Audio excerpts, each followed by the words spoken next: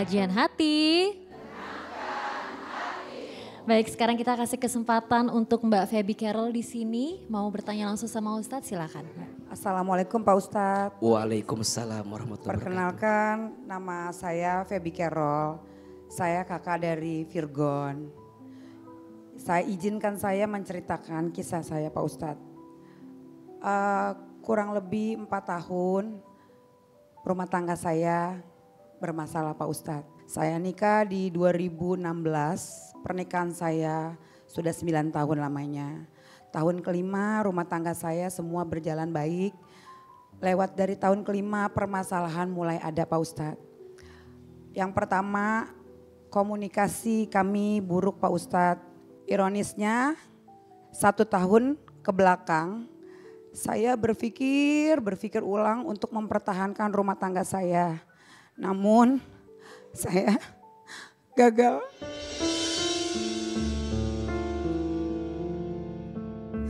Dan yang paling saya sedih Pak Ustadz, saya tidak bisa bertemu anak saya 1 tahun lamanya. Anak saya dibawa oleh beliau ke tempat mertua saya, daerah Jawa Timur. Dan saya hanya bisa berkomunikasi, telepon maupun WhatsApp maupun video call. Saya berupaya, sudah mengupayakan semuanya, namun usaha saya gagal dikarenakan komunikasi dan orang ketiga Pak Ustadz. Bukan hanya di situ saja Pak Ustadz, banyak sekali cobaan yang datang bertubi-tubi Pak Ustadz. Mulai dari permasalahan keluarga saya, adik saya tertimpa masalah perceraian. Dan juga ada permasalahan orang tua saya. Hubungan kami semuanya kemarin sempat kurang baik Pak Ustadz. Namun alhamdulillah untuk saya dan adik saya hubungan kami sudah jauh lebih baik. Tetapi saya masih butuh waktu untuk memperbaiki hubungan saya terhadap orang tua saya, yaitu ibu saya. Dan saya juga di dalam rumah tangga saya menjadi kepala keluarga. Saya yang menafkahi dan saya sedang memperjuangkan hak asuh anak saya. Sebagai seorang ibu, tentunya yang melahirkan, yang membesarkan, yang menafkahi sangat berat untuk jauh dari anak, Pak Ustadz. Lalu sebagai anak, apakah saya salah meminta orang tua saya untuk memilih pergaulan dan kegiatannya Pak Ustadz? Lihat saya kuat Pak Ustadz, tapi saya juga manusia biasa yang banyak kekurangan, banyak kesalahan. Saya rapuh, saya hancur Pak Ustadz.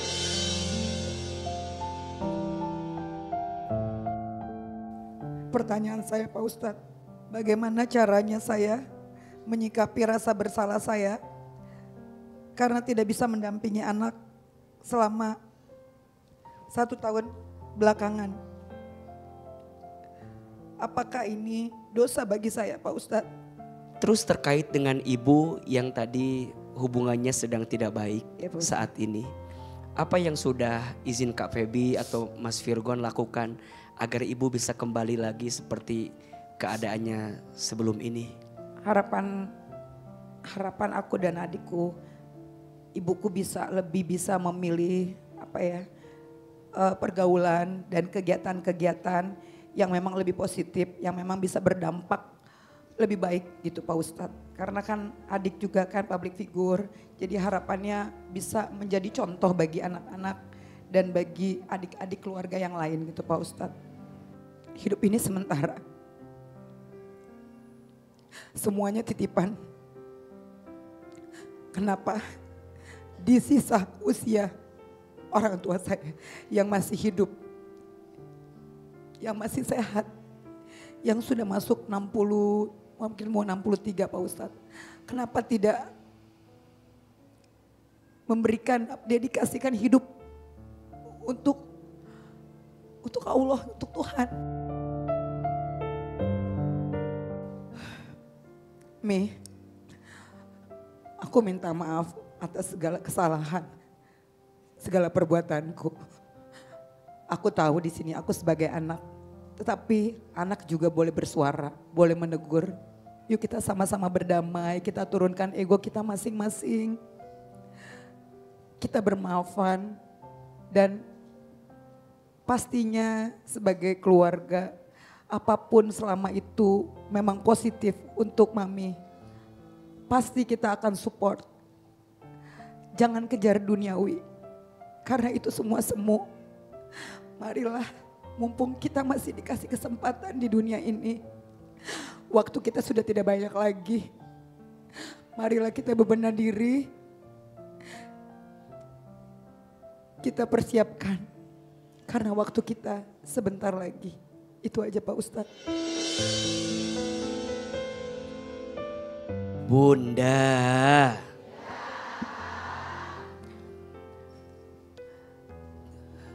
Ada orang yang memang ujiannya itu bertubi-tubi dan dari semua sudut dalam hidupnya. Kenapa rasanya ujianku seberat itu? Menguatkan semua perasaan yang sedang diuji, maka Ahilman akan jawab, karena Bunda sekuat itu. Jadi kalau Bunda diuji seberat itu karena Bunda sekuat itu, maka sikap terbaiknya apa? Ridho dan ikhlas. Apa? Ridho dan ikhlas. Apa itu ridho dan apa itu ikhlas? Ridho itu menerima, ikhlas itu tetap memberi yang terbaik dari apa yang kita terima. Tapi memang tidak cukup sampai di situ. Nanti ada bab namanya muhasabah. Apa? Tidak mungkin Allah meletakkan satu beban yang menguji kita. Boleh jadi sebelum ini ada perilaku yang mungkin salah dalam hidup kita, yang kemudian Allah berikan pelajaran dengan ujian yang datang dalam kehidupan kita. Maka Bunda sayang, kalau ada yang bertanya, karma itu ada gak sih? Mungkin saya akan menjawab tidak ada. Yang paling tepat kalimatnya bukan karma, tapi yang paling enak mungkin sebab akibat. Tabur tuai, tanam panen. Apa yang kita tabur itu yang kita tuai. Apa yang kita tanam itu yang kita panen. Mohon maaf, boleh jadi ujian menimpa kita karena sebelum ini ada kesalahan yang pernah kita lakukan. Dan ingat, tidak ada satu musibah pun yang menimpa seseorang kecuali disebabkan karena ulah perbuatan yang dia lakukan. Wa ma asobakum mim musibatin fabima kasabat aidikum wa ya'fu an katsir. Dan apa-apa musibah yang menimpamu itu disebabkan oleh dosa-dosa yang pernah kamu lakukan. Maka Kak Fabi, setelah kita merasa berat dengan semua ujian, maka yang Allah nantikan dari kita adalah taubat kembali kepada Allah. Kita minta kepada Allah agar setiap ujian yang kita terima itu adalah cara Allah menghapuskan dosa kita. Belajar ikhlas dari kisahnya ibunya Nabi Musa alaihissalam. Bukankah Bunda tahu kisahnya? Satu kali ibunya Nabi Musa harus menghanyutkan bayi Musa karena takut akan dibunuh oleh Fir'aun. Betul? Karena dulu kalau ada anak laki-laki yang lahir akan dibunuh oleh siapa? Fir'aun. Maka ibunya Nabi Musa belajar mengikhlaskan hati, menghanyutkan bayi Musa kecil itu. Dan apa yang terjadi? Sampai kemudian bayi Musa kecil diambil oleh keluarga siapa? Fir'aun. Yang awalnya takut karena Fir'aun, malah datang kepada siapa? Kepada Fir'aun. Dan apa yang terjadi ketika diambil oleh keluarga Fir'aun? Fir'aun nangis tidak ada hentinya. Maka dicarikanlah ibu susu yang bisa menyusuinya. Dicari semua ibu-ibu, gak ada yang mau. Ternyata ada seorang ibu yang ketika Nabi Musa menyusui kepada ibu tersebut, Nabi Musa berhenti nangisnya. Siapa ibu tersebut? Ibu kandungnya sendiri yang tadi sudah ikhlas menghanyutkan bayi Musa kecil itu. Ada satu doa yang mungkin Kak Fabi bisa amalkan, pemirsa juga bisa amalkan. Ini doa agar kita diberikan kelapangan hati atas setiap ujian yang kita miliki. Doanya Rabbis rohli sodri wa yassirli amri wahlul uqdatam bil lisani yafqahu qauli. Kenapa dalam doa ini yang kita minta dilapangkan dulu dada kita, baru kita minta dimudahkan urusan kita. Karena ternyata urusan itu akan jadi mudah kalau hatinya sudah lapang. Mudah-mudahan yang sedang merasa sulit dan sempit, Allah lapangkan jalan keluarnya. Amin ya Rabbal Alamin. Setahun gitu loh, setahun yang biasanya tiap hari tidur kita pelukan sama-sama. Aku hilang banget sih. Jadi ya kayak separuh jiwa aku tuh nggak tenang gitu loh, kayak kosong gitu loh, kayak ngambang. Itu sih untuk anakku, mami ya.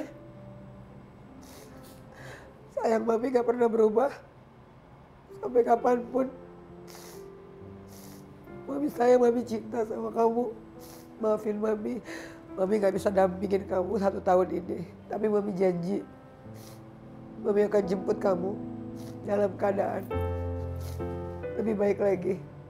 Baik-baik ya untuk keluarga semua di sana. Aku keluarin semua unek-unek aku dan aku udah lega juga. Ustadz juga kasih pencerahan, berdoa juga, kasih kayak wejangan ya, kasih pesan harus coba baca doa ini supaya lebih tenang, supaya lebih ikhlas, katanya beliau begitu. Itu sih.